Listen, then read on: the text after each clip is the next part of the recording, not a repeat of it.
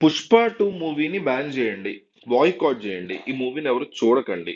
ఈ రకమైనటువంటి హ్యాష్ ట్యాగ్‌లు బాగా ట్రెండ్ అవుతున్నాయి. పుష్ప 2 బాయ్‌కాట్ పుష్ప 2 అనేటువంటి trend already India wide trend చేస్తున్నారు. Especially Pawan Kalyan fans. ప్రతి హీరోకి కూడా యాంటీ ఫ్యాన్స్ అనేవాళ్ళు ఉంటారు. ఇక్కడ చిరంజీవి దగ్గర నుంచి చిన్న చిన్న హీరోల వరకు ప్రతి ఒక్కళ్ళకి యాంటీ ఫ్యాన్స్ అనేది ఉండడం సహజం.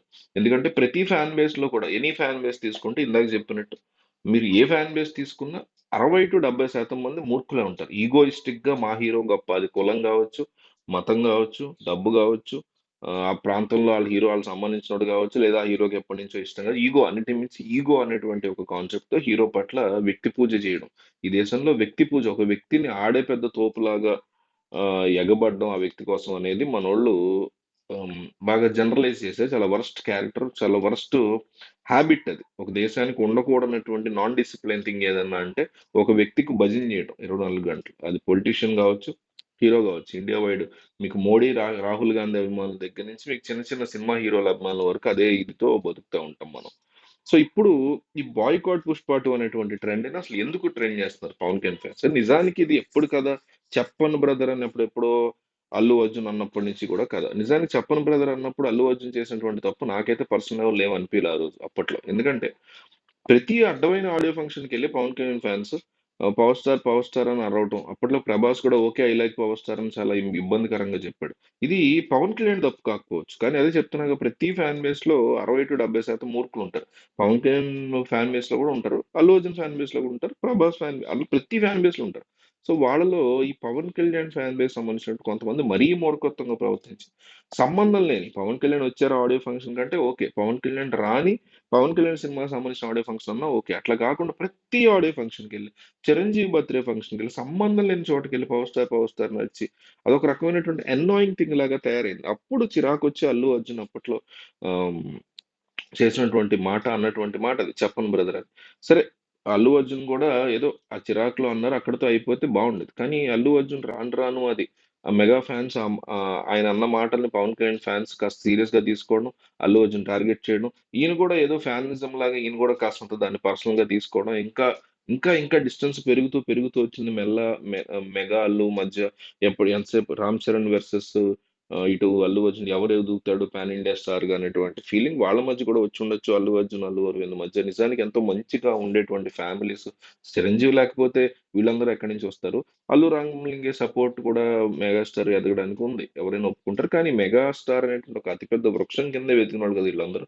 అది ఎవరైనా ఎప్పటికైనా గుర్తుపెట్టుకోవాలి. బన్నీ కూడా చాలా పెద్ద వీరాభిమాని. చిరంజీవికి ఒకప్పుడు, ఇప్పటికి అని నేను నమ్ముతా. సో ఇట్లాంటి పరిస్థితుల్లో బాయ్‌కాట్ పుష్ప వరకు తెచ్చుకున్నారు అక్కడి నుంచి ఇక్కడికి. కానీ మధ్యలో మాత్రం వైఎస్ఆర్‌సీపీకి సంబంధించిన ఎమ్మెల్యేని కలిసి అల్లు అరవింద్ ఒక రకంగా తప్పు చేశారనే చెప్పొచ్చు. ఎందుకంటే సొంత మావయ్య ఎంతో క్లోజ్‌గా ఉండేటువంటి మావయ్య జనసేన నుంచి పోరాటం చేశారు. జగన్మోహన్ రెడ్డి సర్కార్ ఓడిపోవాలని అంత ప్రయత్నాలు చేస్తున్నప్పుడు ఈయనెళ్లి ఇంక సపోర్ట్ చేయకూడదని కాదు, చేయొచ్చు కానీ అదే టైంలో మరి భార్య ఫ్రెండ్ భర్తకే అంత సపోర్ట్ చేసినప్పుడు ఈయన కూడా అక్కడికెళ్లి సపోర్ట్ చేస్తే బాగుండేది పిఠాపురం. ఇలా చేయకుండా కనీసం ఒక ట్వీట్ ఏదో వేసేసి ఆల్ ది బెస్ట్ అని ఏదో చేతులు దులిపేసుకున్నట్టు కాకుండా కాస్త వెళ్లి ఈయన కూడా మా మావయ్యని గెలిపించిన ఒక్క మాట చెప్పుంటే జనసేన తరఫున కూడా బాగుండు. 2 చేయాలంటున్నా నేను. ఒకటే కాదు. మీరు ఇంత క్లోజ్ ఫ్రెండ్స్‌కి అలా చేసినప్పుడు క్లోజ్ ఫ్యామిలీకి కూడా ఇంకా ఎక్కువ చేస్తే బాగుండేదనేటువంటి ఫీలింగ్ ఉంది.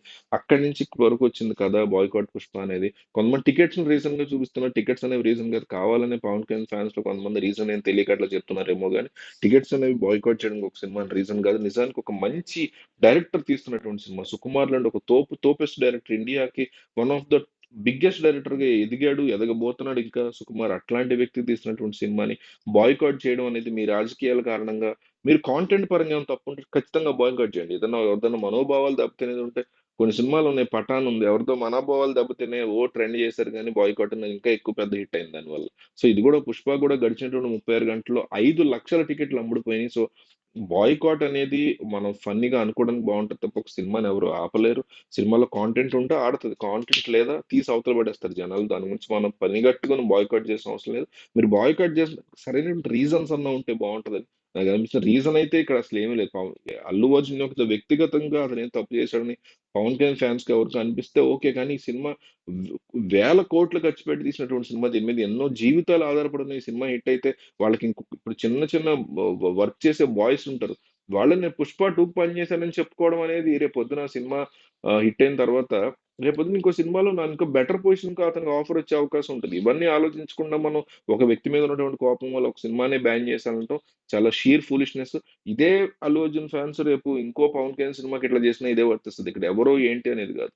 ఒక ఆహ్, ఆలోచనతో అన్ని విషయాలు ఆలోచించి మనం నిర్ణయం తీసుకోవాలి తప్ప అట్లా కనిపించిందల్లా బ్యాన్ చేసుకుంటూ, బాయ్కాట్ చేసుకుంటూ వెళ్ళటం అనేది సరైనటువంటి పద్ధతి కాదని నా ఒపీనియన్. మీకేమనిపించిందో మీరు కామెంట్ చేయండి.